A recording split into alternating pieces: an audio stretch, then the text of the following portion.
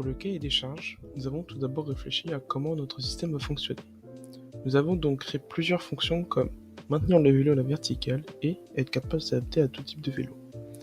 Avec ces fonctions, nous pouvons définir des critères, des niveaux, puis une flexibilité. Comme on peut voir ici, les critères sont les roulettes, le niveau mettre le vélo dans son angle initial d'environ 90 degrés, puis une flexibilité de plus ou moins 5 degrés. Pour les recherches, nous avons attribué une solution à chaque fonction de notre cahier des charges. Nous avons donc cherché la meilleure solution entre plusieurs choix. Par exemple, pour l'utilisation extérieure, nous avons eu plusieurs méthodes à disposition, comme la radiofréquence et l'infrarouge, et initialement le Bluetooth. Nous avons donc choisi l'infrarouge pour des raisons de praticité.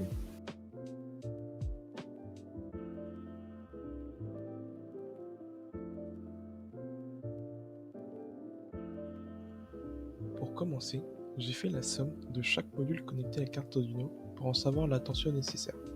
J'en ai donc conclu une tension optimale de 12 volts. Après avoir choisi la batterie, j'ai fait un test de tension, puis une courbe de décharge. Après ça, je suis passé au code d'Arduino pour lire cette tension et connaître la tension restante avec les LED. Je lis donc la tension sur la carte Arduino sur la sortie à 0 grâce à un pont diviseur de tension qui permet d'éviter la surcharge de la carte Arduino. Je peux donc ensuite allumer les LED selon le niveau de batterie restant. Pour détecter l'angle, j'ai utilisé un module gyroscope Arduino. Tout d'abord, je devais faire des tests de précision.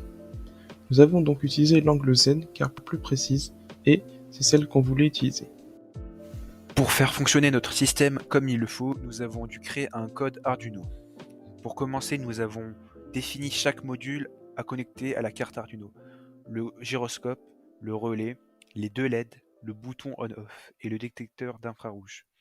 Le code va donc faire en sorte que si le gyroscope dépasse un certain seuil de degrés, le relais s'active et déclenche le loquier. À noter qu'on a pris 100 valeurs pour faire une moyenne, pour avoir l'angle le plus précis en dépit du temps consommé. Ensuite, la télécommande infrarouge. Cette partie du code permet de convertir un signal binaire en signal numérique. Et donc, grâce à cette fonction if, la télécommande fait déclencher la serrure.